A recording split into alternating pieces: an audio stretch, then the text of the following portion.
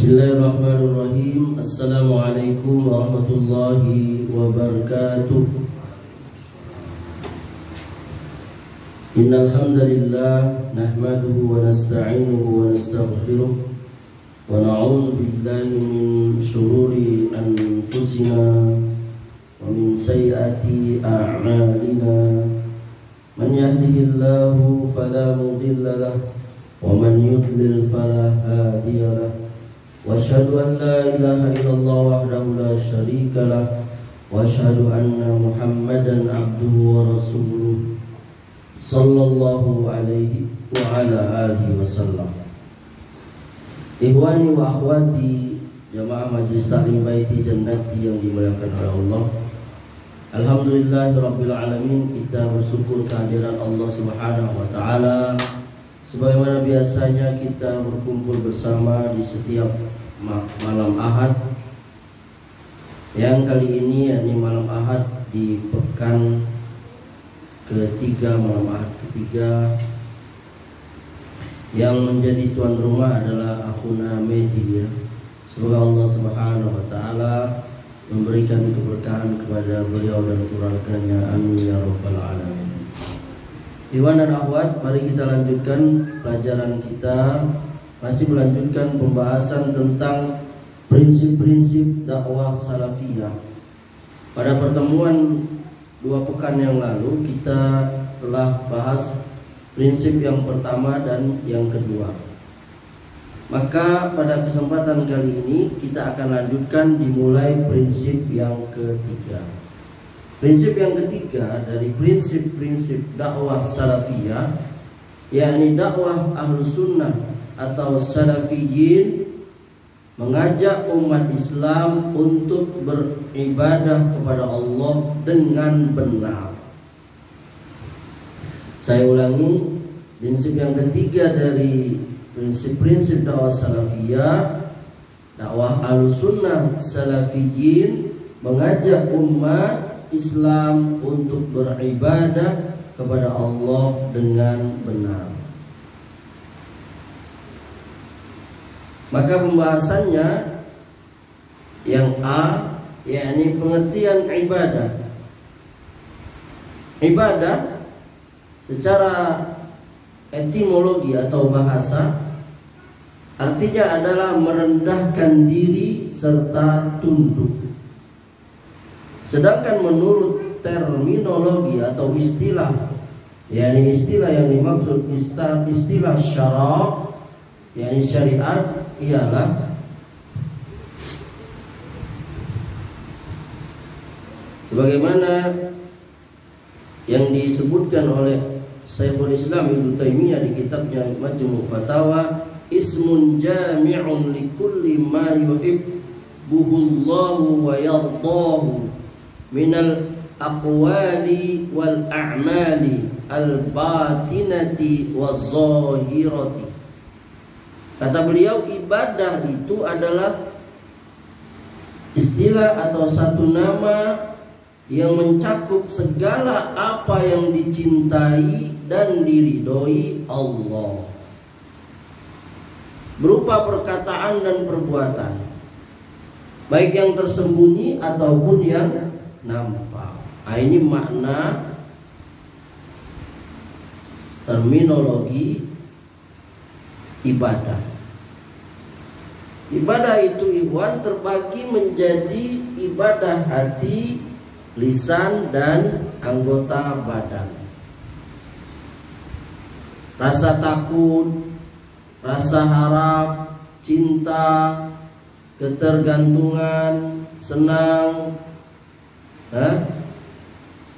itu adalah ibadah yang berkaitan dengan hati, qalbiyah. Itu ibadah. Jadi kita takut kepada siksa Allah, yakni neraka, itu ibadah.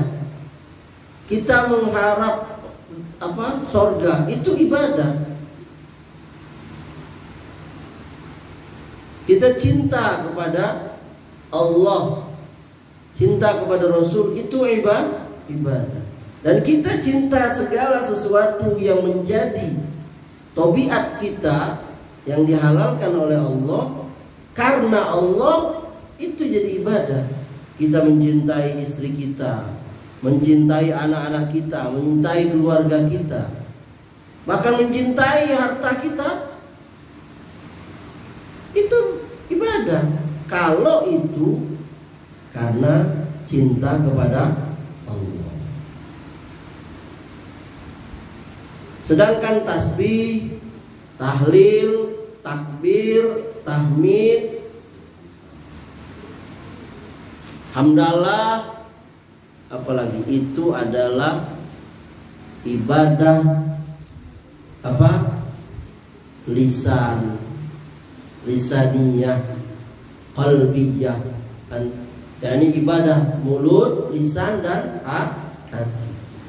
Adapun sholat, zakat, puasa, haji, jihad, itu ibadah badaniyah, qalbiyah, yakni ibadah fisik dan atau badan dan hati. Maka masih banyak lagi ya macam-macam ibadah yang berkaitan dengan amalan hati, lisan dan badan. Dan inilah yang menjadi tujuan penciptaan manusia oleh Allah Subhanahu wa taala. Dalilnya sering kita dengar, wa ma khalaqtul jinna wal insa illa liya'budun. Ma uridu minhum min rizqi wa ma uridu ay yut'imun. Innallaha huwar razzaqu dzul quwwatil matin. Aku tidak ciptakan jin dan manusia melainkan supaya mereka beribadah kepadaku. Aku tidak menghendaki rezeki sedikit pun dari mereka, dan aku tidak menghendaki supaya mereka memberi makan kepadaku. Sesungguhnya akulah yang maha memberi rezeki, kata Allah, yang mempunyai kekuatan lagi sangat kokoh. Dari ayat ini kita mengetahui bahwa Allah memberitahukan bahwa hikmahnya diciptakan jin dan kita itu, manusia itu, agar kita beribadah kepada Allah. Karena setiap segala sesuatu yang diciptakan, maka pasti ada tujuan diciptakannya itu. Orang menciptakan suatu alat, nah itu ada tujuannya itu. Banyak sekali contohnya. Kemudian yang B, pilar-pilar ubudiyah yang benar. Pilar ubudiyah itu, tiangnya itu, yakni ada 3. Hub, yakni cinta, khauf, yakni takut, dan yang terakhir roja, yakni harapan. Jadi kita beribadah tadi itu kenapa? Karena cinta. Juga karena khauf, takut. Tapi juga kita harus penuh harap. Cinta itu apa? Ya cinta. Bagaimana orang cinta dengan sesuatu? Dia akan membelanya, memperjuangkannya, mengambil hatinya. Seorang cinta kepada Allah gimana? Lalu khauf, ya takut. Takutnya itu maksudnya takut dengan siksa atau azab Allah. Ya? Lalu harap apa? Ya ini harap jaza, balasan, pahala. Dan yang tinggi itu adalah surga dan nikmatan di dalamnya itu. Itu ada 3 unsur itu ada.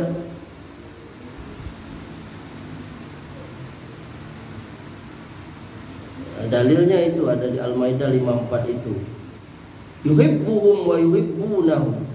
Dia Allah mencintai mereka dan mereka pun mencintainya. Di Al-Anbiya ayat 90, innahum kanu yusari'una fil khairat wa yad'unana raghaban wa rahaba wa kanu lana khashi'in. Sesungguhnya mereka adalah orang-orang yang selalu bersegera dalam mengerjakan kebaikan, dan mereka berdoa kepada kami dengan penuh harap dan cemas, dan mereka adalah orang-orang yang khusyuk kepada kami. Oleh karenanya sebagian pendahulu kita yang soleh berkata, siapa yang beribadah kepada Allah dengan rasa cinta saja, maka dia zindiq. Siapa yang beribadah kepadanya dengan rojak saja, maka dia adalah murji. Dan siapa yang beribadah kepadanya hanya dengan khauf saja, takut saja, maka dia adalah haruri. Zindiq itu munafik, orang munafik, ya, sesat.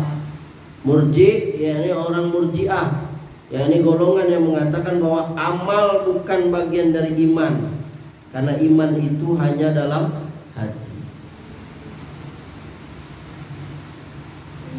Kalau Ahlussunnah apa iman? Apa dia iman? Itu ini pokok loh. Terus belum lengkap. Al-imanu tasdiqun bil qalbi, qaulun bil lisan, amalun bil arkan. Nah, itu kaidah tuh. Antum hafalin tuh Ahlussunnah. Iman itu menurut Ahlussunnah sesuatu yang diyakini, dilapaskan dengan lisan dan dikerjakan dengan perbuatan. Nah, hanya di dalam hati aja. Orang Murji'ah iman itu mati.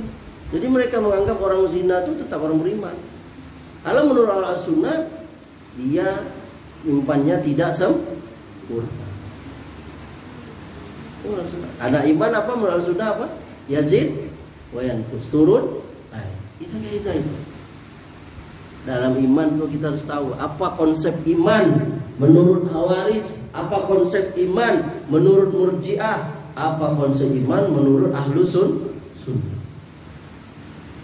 Khawarij, orang yang berbuat dosa sekali langsung kafir.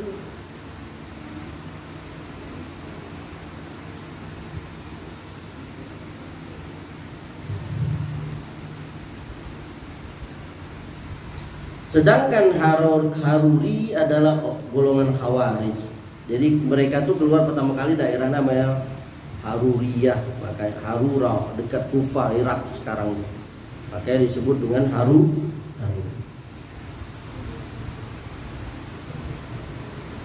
Barang siapa yang beribadah dengan ketiganya, yakni dengan khauf dan roja, maka dia adalah mukmin muwahhid. Mukmin yang mengesahkan Allah. Nah, ini yang benar ini. Kemudian yang C, syarat diterimanya ibadah.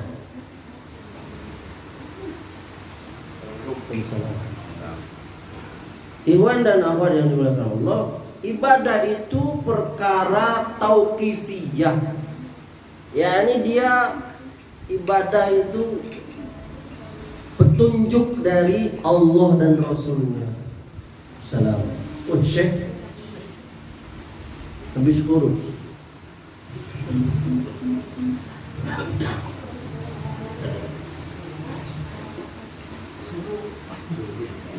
Sampai mana kita? Tauqifiyah.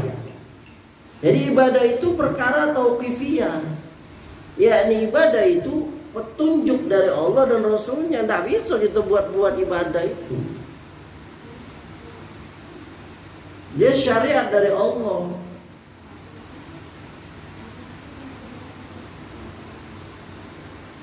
Tidak ada satu bentuk ibadah yang disyariatkan kecuali dia berdasarkan Al-Quran dan As-Sunnah. Dan apa yang tidak disyariatkan dengan Al-Quran dan Sunnah, maka berarti bid'ah mardudah, yakni bid'ah yang tertolak. Apa kata Nabi? Man amila amalan laisa alaihi amruna fahuwa raddun. Barang siapa yang beribadah, beramal yang tanpa ada tuntunan dari kami, yakni dari sunnah beliau, maka ibadahnya, amalnya itu tertolak. Ini hadisnya sahih, dikeluarkan Muslim, Ahmad dari Ibunda Aisyah radhiyallahu anha. Maka agar ibadah itu diterima, ikhwan, disyaratkan harus benar. Dan ibadah itu dikatakan benar kecuali ada dua syarat. Apa syarat pertama? Yang pertama ikhlas. Ikhlas karena Allah semata, yakni bebas dari syirik, syirik besar, syirik kecil.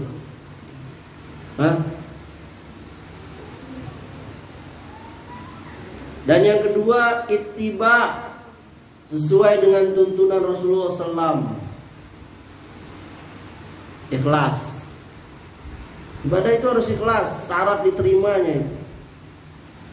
Nah, itu konsekuensi dari la ilaha illallah. Tidak ada ilah yang berhak diibadahi dengan benar kecuali Allah. Jadi harus mengharuskan kita ibadah itu hanya kepada Allah, jauh dari syirik.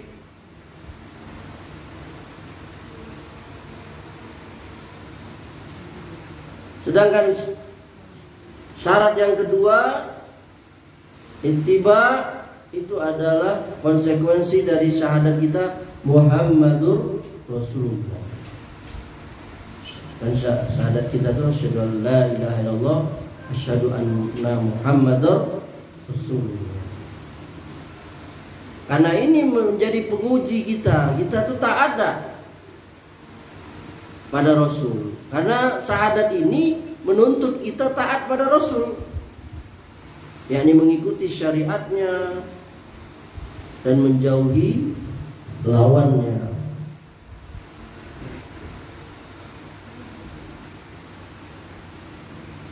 Coba antum buka surah Al-Baqarah ayat 112 itu.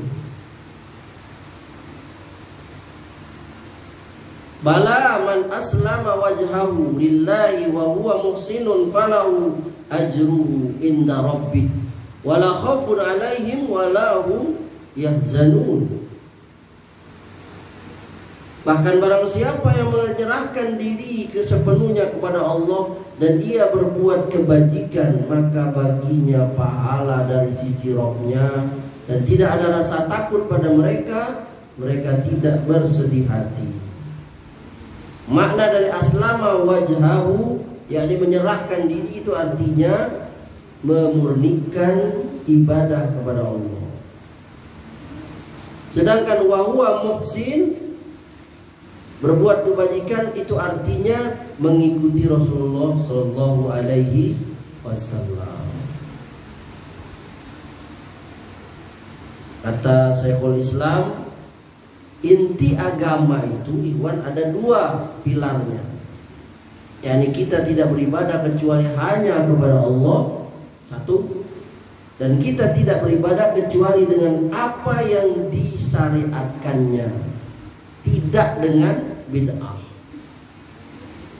Faman kana yarju liqa rabbi falyamal amalan sholiha wa la yusyrik bi ibadati rabbih ahada.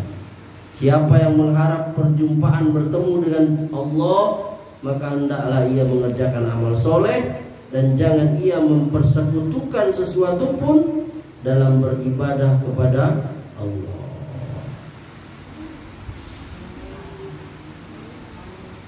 Ya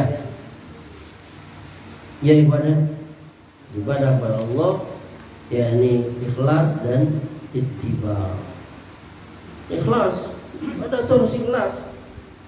Maka kita harus selalu meluruskan niat kita dalam hal sesuatu, karena niat itu kunci dari amal.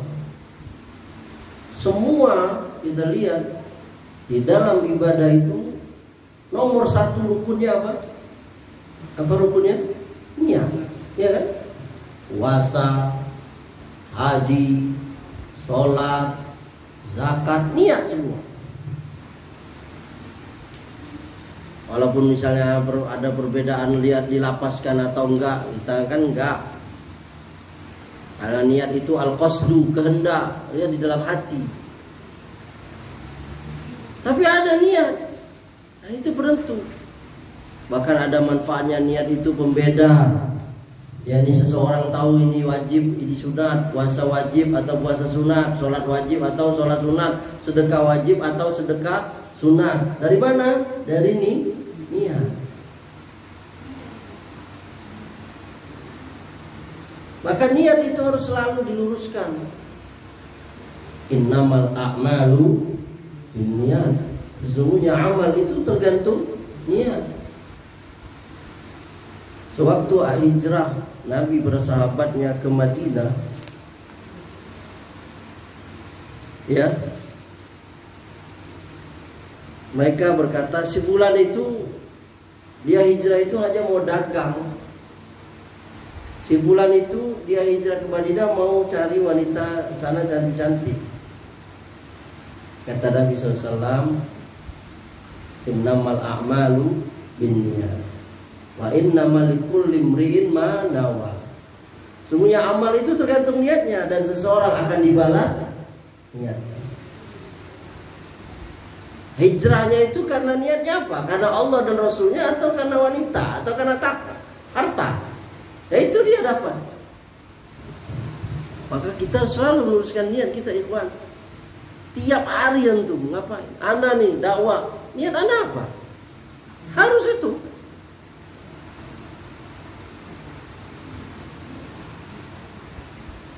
Apa hanya sekedar mencari amplop? Antum juga ngaji atau karena nggak enak? Nggak enak, nggak datang. Itu kenapa? Itu jadi syarat sahnya ibadah kita itu diterima atau enggak. Wa ma umiru illa liya'budullaha mukhlishina lahuddin.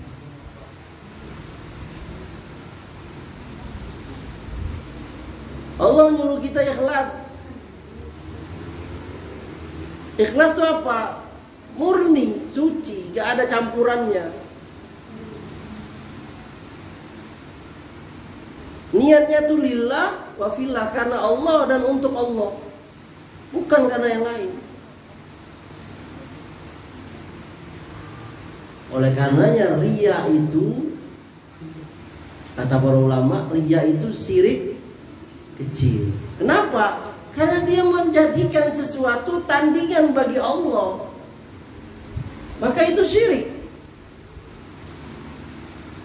Yani dia menjadikan sesuatu itu supaya memberikan perhatian kepada dia. Dia supaya dilihat oleh orang. Siapalah orang itu? Siapa saja. Maka itu riya. Bahkan ada lagi namanya sum'ah. Apa? Didengar oleh orang. Nyumbang ke AY 1 juta misalnya, contohnya. Tulis siapa nih? Dah hamba Allah aja. Terus protokol AY jemput dari hamba Allah 1 juta. Terus dia ngecek sama kawannya sebelah. Tahu-tahu dah 1 juta itu siapa? Dia tahu gak tuh kawan? Itu hamba. Nah, hilang itu tadi.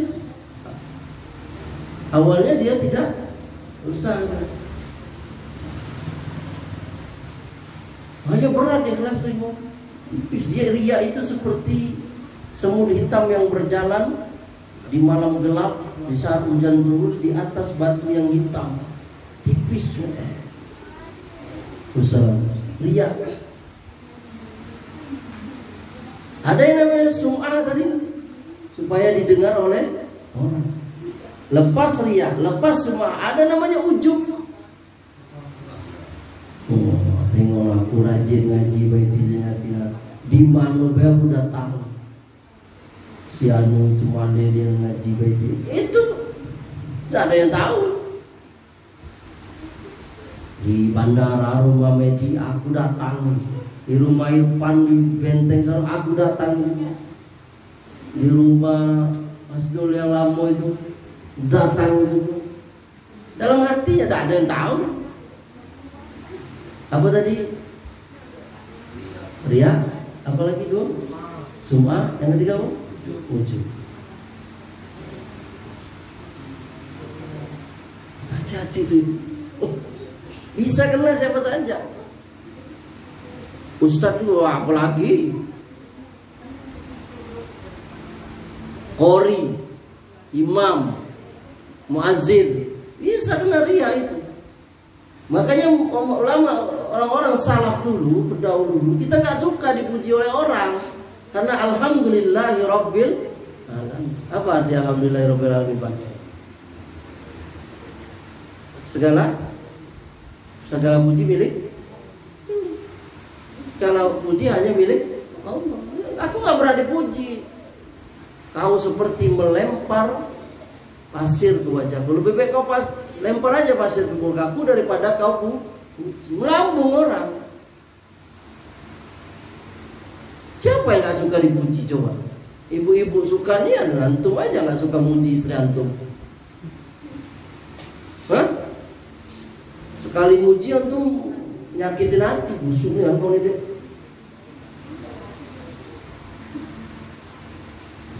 Kenapa? Itu fitrah orang suka dipuji.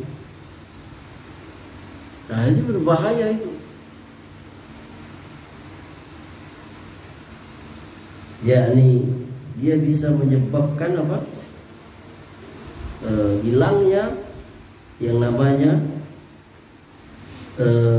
pahala dari ibadah itu. Dia ibadahnya sah. Ibadahnya sah mungkin. Sah gak? Gimana enggak sah? Syarat dan rukunnya memenuhi. Sah, tapi tidak diterima. Kalau istilah saya itu dapat litaknya aja. Kenapa? Karena enggak ikhlas.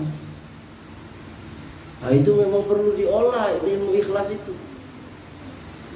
Dan sampai mati kita belajar ikhlas. Dan selalu bertingkat-tingkat ikhlasnya. Kadang ikhlas, kadang enggak, kadang terpaksa, kadang seperempat ikhlasnya, kadang setengah, kadang 75%, kadang 100% ikhlasnya, ya kan? Kadang tercampur-campur ikhlasnya.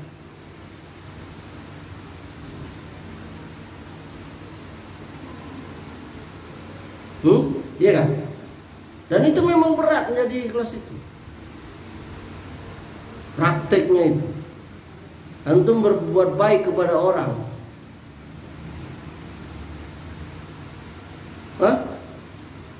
Ada syaratnya tuh supaya ikhlas itu.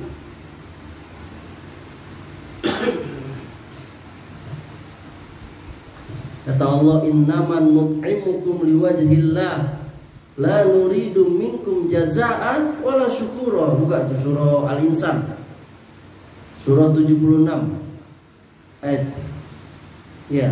Al-Insan 76 ayat 9. Coba baca artinya.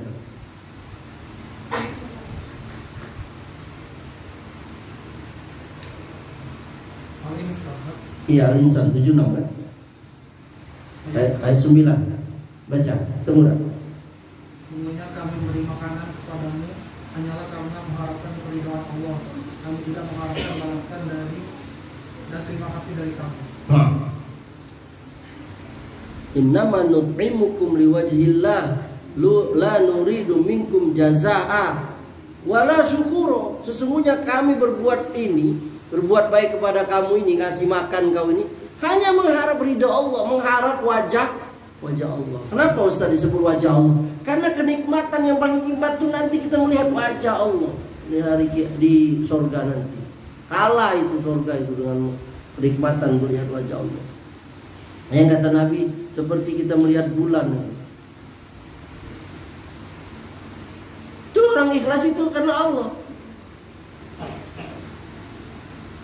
La nuridu minkum jazaa, kami tidak minta balasan dari kau. Jadi antum kalau sudah berbuat kepada orang, lalu antum berkata, terima kasih nih kan si baik sabun Irfan dulu ditolong. Itu kena itu. Kenapa itu ayat tadi itu? Kami melakukan ini nggak minta balasan dari kau. Berat dah ini. Berat. Bahkan yang terakhir itu wala syukuro. Bahkan kami nggak butuh apa? Ucapan terima kasih. Kita kan kadang marah. Tadi itu, yakni tak terima kasih ini yang belum.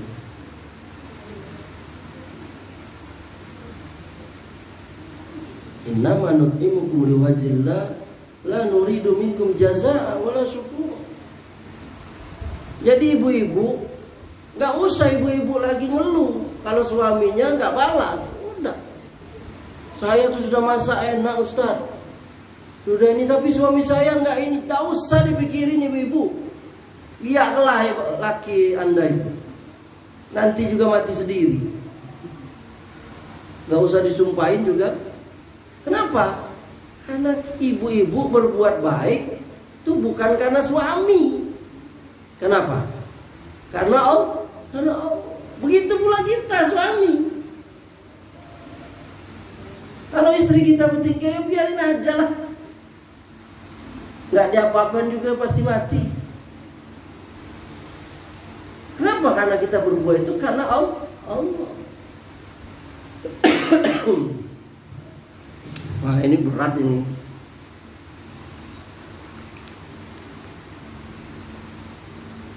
Berat. Orang yang mukhlis itu sedikit. Hatta sekalipun namanya mukhlis, belum tentu dia ikhlas. Ada antum yang namanya mukhlis, Pak Mukhlis. Orang namanya mukhlis belum tentu dia ikhlas, belum tentu. Bahkan itu jadi berat itu. Jadi itu gelar ya sebenarnya.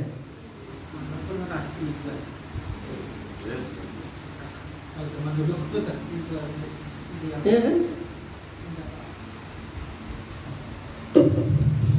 Nah, kita lanjutkan.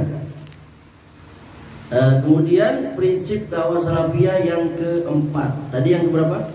Ketiga. Yang keempat, prinsip-prinsip dakwah dari prinsip-prinsip dakwah salafiyah itu yang keempatnya memperingatkan kaum muslimin dari bahaya syirik dan berbagai bentuknya. Nah, ini dakwah salafiyah itu selalu memperingati kaum muslimin dari bahaya syirik dan berbagai bentuknya. Kita nggak bosan-bosan ngulang-ngulang kajian ini. Ya, ini kajian tentang syirik itu nggak bosan-bosan. Pengertian syirik menurut bahasa asyirku artinya asyarik. Bentuk jamaknya itu syuraka, yakni maknanya ialah sekutu. Mungkin dari situlah asal kata serakah itu.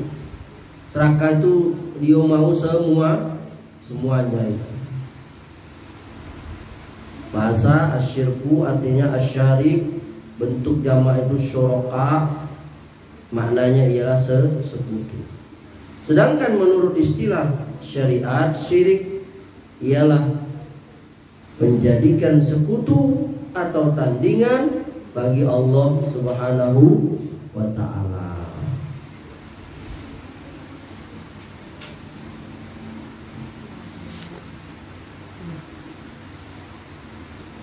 Macam-macam syirik.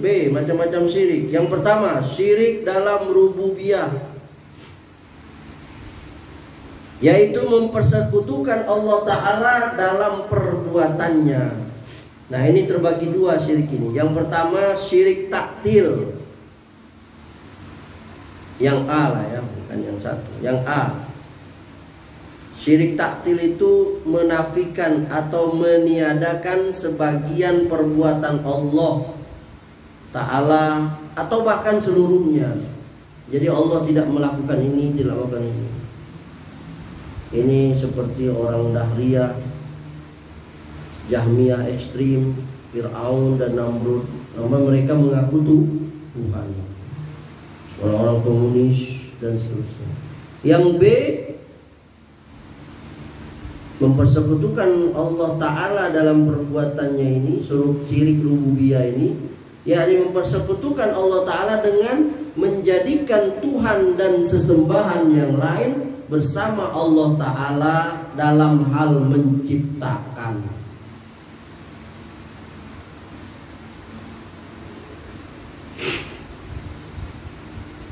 Tetapi tidak meniadakan perbuatan-perbuatan Allah Ta'ala,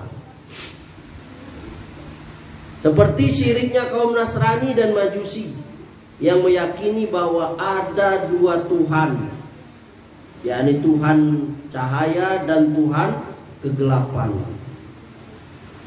Anda lupa itu ada agama apa itu yang meyakini ada Tuhan terang, ada Tuhan gelap itu. Bahkan ada itu yang kita kenal jadi Syiah, yang sekte Syiah yang firqah yang sesat, yang ekstrim, yang Rafidhah apa. Sampai mereka beranggapan imam-imam mereka itu juga ikut mengatur alam ini, sama seperti Allah. La ilaha illallah. Dan sebagian kaum sufi juga begitu ada. Makanya mereka meyakini ada wali kutub, wali apa yang bisa mengetahui. Ya. Kemudian macam syirik yang kedua, ilhad, yakni menyimpang dan mengingkari sebagian dari nama-nama dan sifat-sifat Allah Ta'ala. Nah, ini syirik rububiyah yang kedua, macam syirik yang kedua. Apa? Menyimpang atau ilhad dan mengingkari sebagian dari nama-nama dan sifat-sifat Allah. Dalilnya misalnya surah Al-Furqan ayat 60. Wa iza qila lahum usjudu lirrahman qalu wa man rahman. Dan apabila dikatakan kepada mereka sujudlah kepada Allah yang Maha Rahman, mereka menjawab, siapa Rahman itu? Wa man rahman. Di dalam Al-A'raf 180, wa zarul ladzina yulhiduna fi asma'i sayujzauna ma kanu ya'malun. Dan tinggalkanlah orang-orang yang menyalahartikan nama-namanya, mereka kelak akan mendapat balasan terhadap apa yang telah mereka kerjakan. Yang ketiga, syirik dalam asma dan sifat, nama dan sifat Allah. Nah, ini ada beberapa macam. Yang A, syirik tasbih, penyerupaan. Jadi menyerupakan makhluk dengan Allah.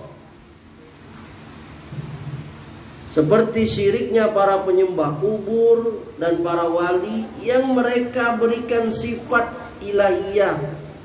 Maka wali itu bisa menguasai ini, bisa seperti Tuhan. Ini syirik dalam asma dan sifat Allah. Dia bisa menolak mudarat, bisa memberi manfaat. Dianggap tokoh ini, ulama ini. Nah, ini bisa menjurus kepada syirik ibadah. yakni menyerupakan Allah dengan makhluk. Atau yang seperti kaum musyabihah itu, yakni mereka mengatakan sesungguhnya Allah memiliki tangan seperti tangan kita ini.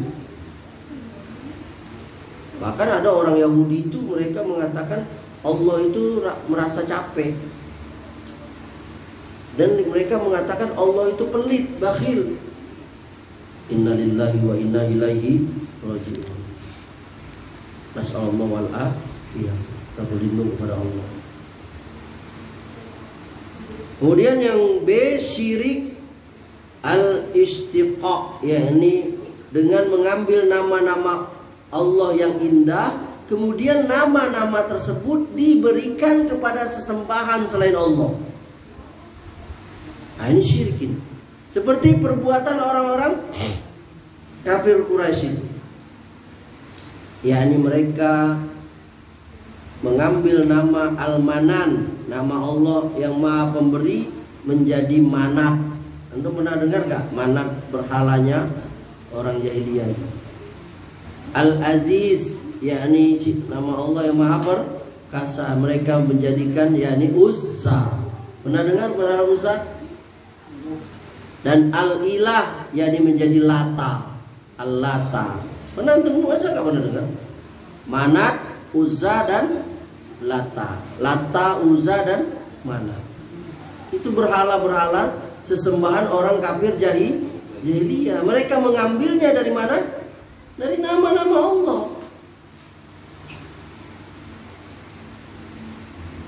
Yang C, syirik tasmiyah, yakni memberi nama, yaitu menamakan Allah Ta'ala yang Allah Ta'ala tidak memberi nama seperti itu, dengan nama itu. Apa contohnya misalnya? Apa men? Jadi seperti kaum Yahudi, Nasrani, dia memberi nama Allah apa?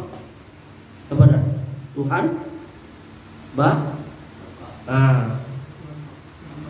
Tuhan Bapa, Bintu, bercanda aja ya. Anak Tuhan, dari beliau Tuhan Bapa, Tuhan Anak. Ini syirik ini. Yani syirik tasmiyah, memberi nama. Nggak boleh kita memberi nama Allah dengan kita buat nama sendiri. Maka ulama kita melarang tuh maksudnya sang kreator.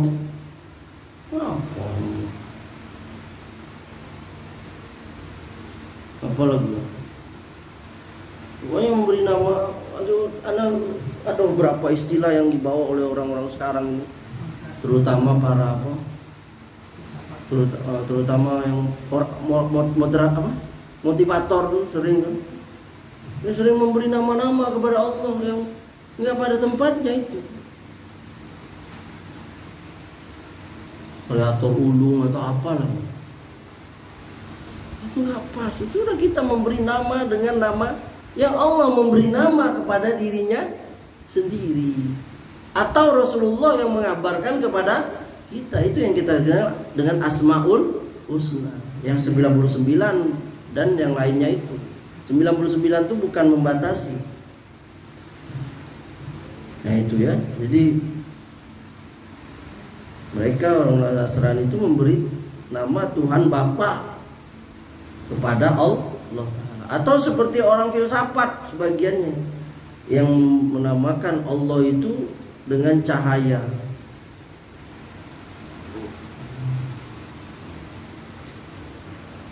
Kemudian yang terakhir, yakni yang keempat dari macam-macam syirik, yakni syirik dalam uluhiyah. Ini yang apa? Yang sering kita bahas itu ya. Syirik ini jadi dua, dibagi akbar dan asghar. Syirik akbar yakni memalingkan suatu bentuk ibadah kepada selain Allah. Apa itu? Seperti nyembah anak sapi ya, menyembelih sesuatu bukan karena Allah, takut, rojak, nazar, pengagungan, sujud, ruku, berdoa kepada selain Allah. Allah katakan wa'budullaha wa la tusyriku bihi syai'a, beribadah pada Allah, jangan kamu persekutukan dia dengan sesuatu apapun. Yang kedua, syirik kecil, tadi apa sudah kita bahas apa? Riya. Atau melakukan sesuatu karena manusia, karena ingin dipuji oleh manusia. Ada juga syirik dalam ucapan. Ini Nabi melarang itu, seperti ucapan atas kehendak Allah dan kehendakmu. Itu dilarang oleh Nabi. Sampai kata dan aja nggak boleh. Yang benar itu atas kehendak Allah kemudian kehendakmu. Nabi pernah melarang, nanti ada bab khusus. Sampai dan aja nggak boleh, itu menyamakan. Makanya dalam para ulama seperti Syekh Utsaimin itu sampai kenapa mereka melarang kaligrafi tulisan Allah dan Muhammad itu sejajar itu. Karena khawatir bagi orang yang tidak tahu, minimal orang luar Islam menganggap sama Allah dan Rasul itu. Maka kalaupun mau nempelnya tinggi Allah itu sampai seperti itu. Kalau nggak usah tempel. Sampai seperti itu loh ulama kita jaga itu. Nabi sampai menjaga itu. Jangan kau sebutkan itu. Dan itu bayangkan. Karena kalau kita pikirin dan apa, tapi itu berbahaya untuk Allah. Dan juga bersumpah itu nggak boleh untuk jangan main bersumpah dengan nama selain Allah. Banyak tuh orang bersumpah dengan selain Allah kan. Kita bersumpah dengan demi Allah. Ada yang demi Rasulullah atau menggabungkan demi Allah dan demi Rasulullah, nggak boleh. Sumpah itu dengan apa? Dengan Allah, nama Allah bersumpah itu. Ya Iwan, bersumpah itu dengan nama Allah.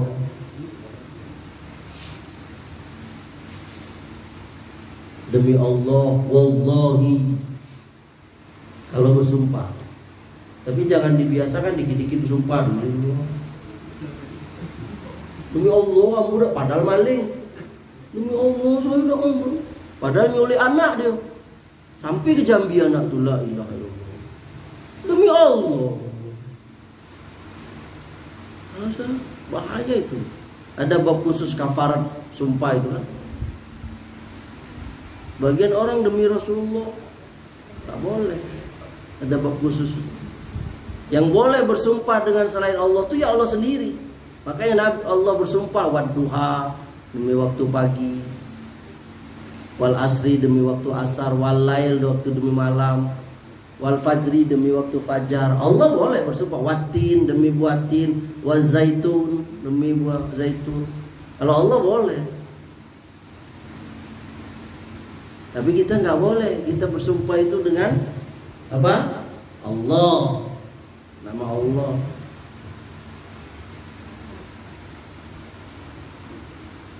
Oh demi bapakku, demi mbahku. Boleh tapi disandarkan ke Allah. Demi Rabb yang menciptakan ayahku. Demi Rabb yang menciptakan diriku. Demi Rabb yang menciptakan diriku dan dirimu.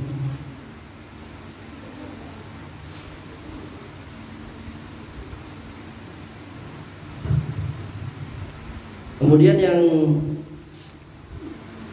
selanjutnya C, bahaya kesyirikan. Banyak nih bahaya kesyirikan Iwan. Dosa paling besar, menghapus amal kebaikan. Kita nggak usah sebut dalilnya ya. Pelakunya kekal di neraka, darahnya sia-sia, jauh dari petunjuk dunia, aman di akhirat. Syirik, perbuatan paling takuti para nabi. Syirik salah satu perkara yang wajib diwasiatkan seorang ayah kepada anaknya agar dijauhi. Nah, ingat nih.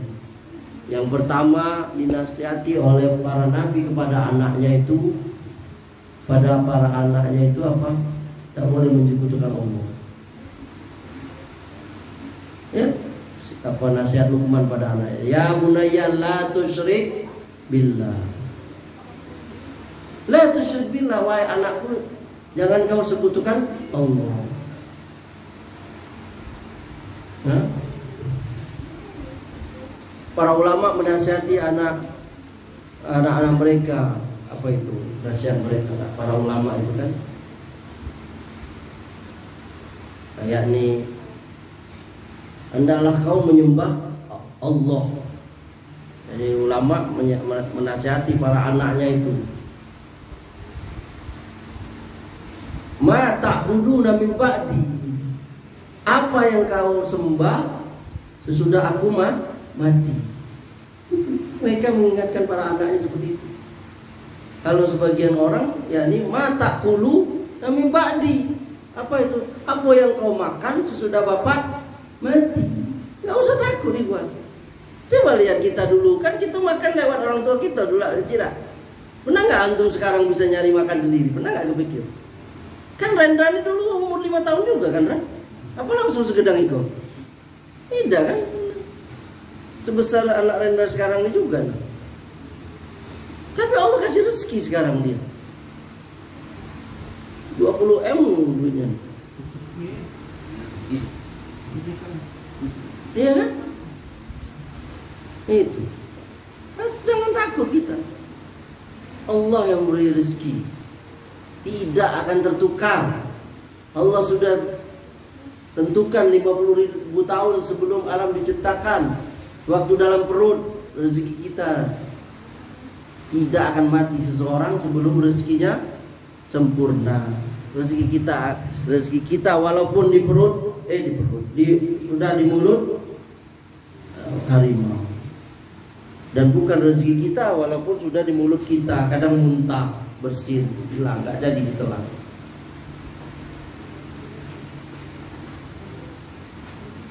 Kemudian musyrik najis, ya ini majis orang musyrik najis manawi ya.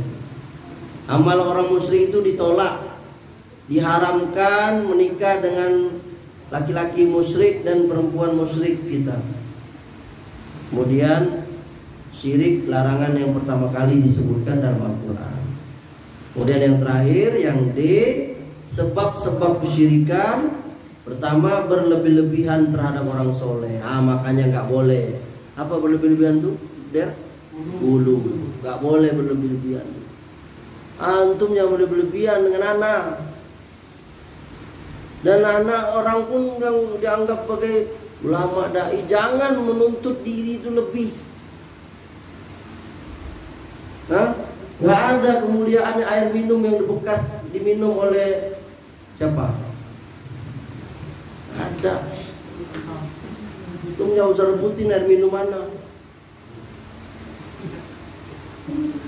Hanya Nabi yang barokah itu. Jadi tubuh Nabi itu sendiri barokah. Selain Nabi nggak ada kita dengar para sahabat berebutan ini ya Abu Bakar apa. Kalau Abu Bakar aja yang manusia terbaik sesudah para Nabi dan Rasul, apalagi selain dia? Nggak ada. Lalu kenapa orang-orang itu diperbudak oleh sehingga menganggap suatu keberkahan dari diri seorang kiai ya? Nggak ada itu. Nanti ada bahasan khusus Iwan. Ya ini keberkahan-keberkahan yang ada pada makhluk Allah. Itu kalau Allah yang menentukannya. Kalau Allah nggak menentukannya nggak ada. Apa contohnya? Ya ini keberkahannya apa? Air zam-zam, madu, watin. Itu memang ada disebutkan syariat. Nah itu ada bab khusus ini. Ya ini salah satu penyebab. Ya yang namanya kesyirikan itu berlebih-lebihan gulu kepada orang soleh. Wat, Suwa, Yahus, Nasr, itu berhala-berhala kaum Nabi Nuh itu siapa itu? Itu orang-orang soleh dulu. Isa dipertuhan oleh Nasara. Uzair dipertuhan oleh Yahudi. Agama-agama lain ya, semua punya tokoh yang mereka angkat menjadi Tuhan. Yang kedua, penyebab kesyirikan itu ya ini taklid buta, membeo. Nggak boleh taklid buta ya. Manhaj salaf mengajari kita harus tahu dalil. Nggak boleh pak turut seperti burung beo, seperti kerbau itu. Yang ketiga, bodoh terhadap hakikat ajaran Islam. Kita harus belajar. Harus belajar. Yang keempat, penyebab syirik itu karena hadis-hadis palsu, cerita-cerita khurafat, bohong. Ada rantai dari emas turun dari langit lah, ya orang terbang. Permen aja itu film. Kalau orang bisa terbang ya bangkrut lah itu perusahaan. Yang kelima, cerita-cerita dusta, penghuni kubur, jin, nenek moyang. Ini bahaya nih. Dulu ada film apa di satu televisi swasta gitu. Rahasia ilahi, ya Allah, macam aja. Ini tuh kuburan meledak lah, apa ya Allah. Ingat kan dulu, waktu antum sekolah. Iya, masa sebut. Yang terakhir, tidak sampainya dakwah salafiyah karena mereka memusuhi dai-dai yang menyeru tauhid. Coba lihat sekarang kan, mana dai-dai yang menegakkan tauhid. Antum lihat sekarang musibah, orang dakwah kok joget-joget. Viral dakwah ciumin anak orang. Allah Akbar, dikokoknya. Bukan lagi nyium, dikokok. Viral itu. Cuman sebagian mereka ngaji itu ceramah itu udah kayak hiburan, ada yang joget, ada yang ya Allah, seperti diskotik. Semoga Allah Subhanahu wa taala melindungi kita dari hal demikian. Barangkali ini Iwan sudah 55 menit, 1 jam. Baru sampai poin berapa tadi? Poin keempat dari prinsip-prinsip dakwah salafiyah. Insyaallah pada pertemuan yang akan datang kita lanjutkan poin kelima dan seterusnya. Wassallallahu ala nabiyina Muhammadin wa ala alihi wasallam. Wa akhiru da'wana alhamdulillahirabbil alamin. Wabillahi taufiq wal hidayah. Wassalamualaikum warahmatullahi wabarakatuh.